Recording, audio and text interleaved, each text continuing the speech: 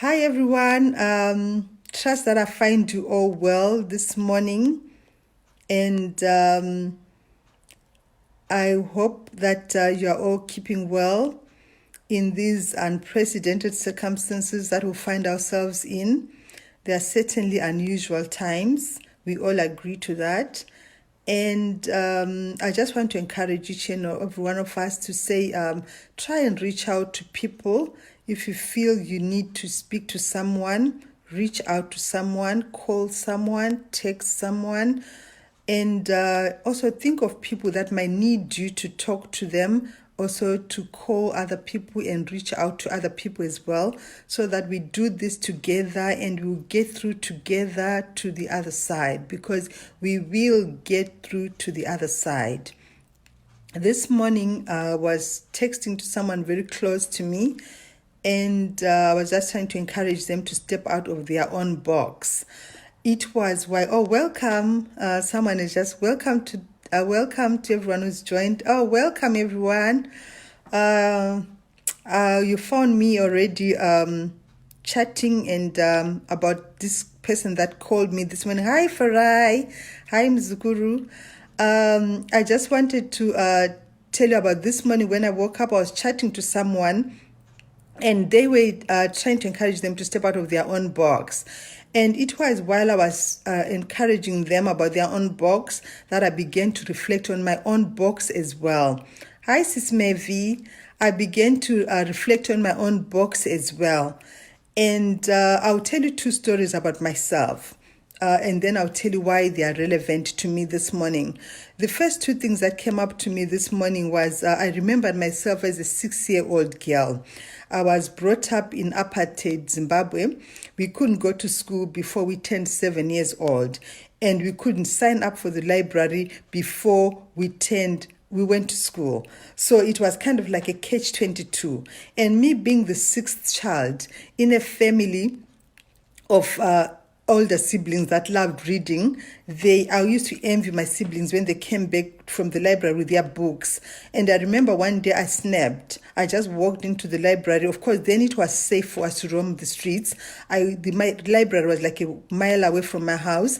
I stormed into the library. I walked in. I sat in. It was like a first sit-in that I'd never sat in ever after that. But it was a sit-in. So I sat in the library and I said to them, I'm not leaving until you give me books. And they tried to explain to me the regulations that no, you are not in school, and you can't even read, and you can't have books. And I refused to go home. And eventually the librarian, his name was Mr. Chipunza, bless his heart, I never forgot his name. He came out, and because he knew my siblings, he knew my father, and then he took out a library card and he signed my name, and I was a member of the library, and he was the guarantor for the books. And I remember sprinting out of the library and running home to show off to my siblings, to say, guess what? I've got books now. I'm a member of the library. And it was quite a highlight for me. It was the first thing that I'd ever negotiated for myself. And then fast forward, when I was I think I was in second grade, I was an avid reader as a child. And I believed, like most young girls, in fairy tales. So I believed fairies really existed. So I remember one time I came across this book, an Enid Blyton book, and there was an address for Fairyland. So I scrounged around. We didn't get pocket money then, so I found to put a few coins together. And I went and I bought a postage stamp and an envelope, and I wrote this long letter to Fairyland, and I really believed it was going to reach Fairyland. And I sat at home, and for days after that, I didn't play with my friends in the street because I was waiting for the fairies to come and fetch me. And my mom, who was a nurse, should leave and go to work, and I'll say to her, you won't find me when you come back, because I would have gone to Fairyland. And my mom would just play around with her, bless her heart as well. She would just say, okay, we'll see you when we get back. So I believed in fairies, and I believed that the fairies were going to come and fetch me. And then you might ask, what has that got to do with you this morning being an adult? It has everything to do with what I want to talk about this morning. I want to talk about the subject of self-esteem. And what is self-esteem? Self-esteem is very prophetic. is a very important aspect. How you view yourself is crucial, is the most important opinion that you can ever have.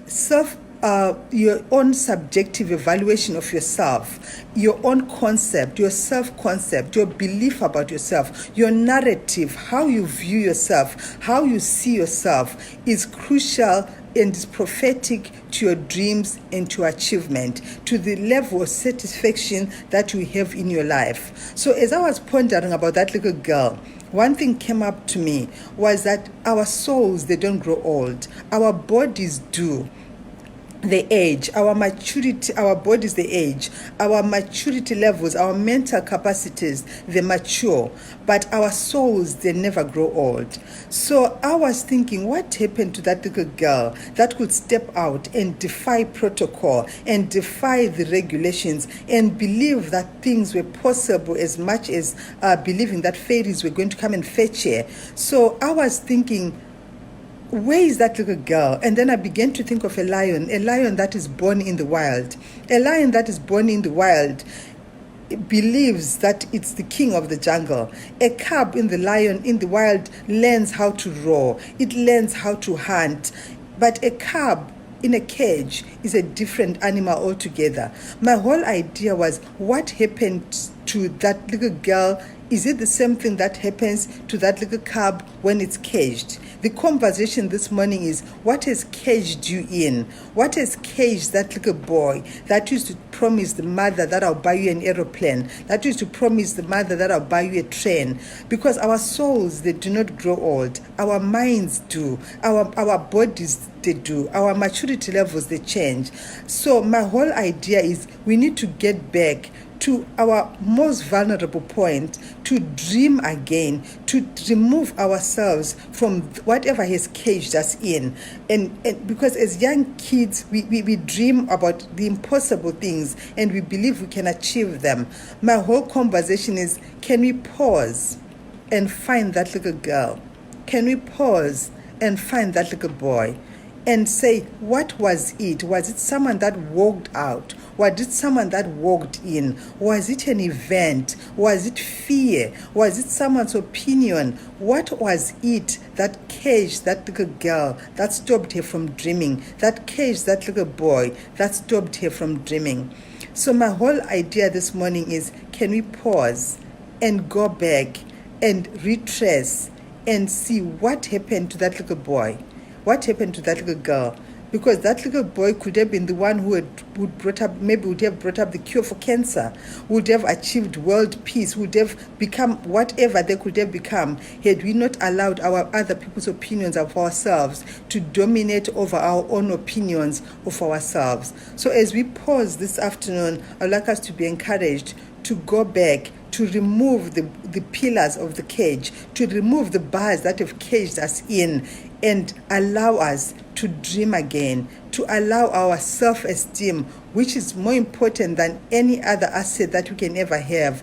We need to view ourselves correctly. And who are we in the midst of this world? And when we find out who we are, we achieve, because the Bible says a man's gift opens the door for him and sets them before great kings. So the whole idea is, when we go back to who we were before all these events that robbed us of our ability to dream happened, before all these people that came in and intimidated us into believing their opinions of us came into our lives, who were we and who were we meant to be? Because it's not too late. Fine, fairies will not come back and fetch me, I know that. But still I can believe that I don't have to live within the confines of blending in or being just a normal person and believing that I must have people endorse me and appreciate who I am. But I can appreciate who I am myself, because what's most valid is my opinion that I have of myself.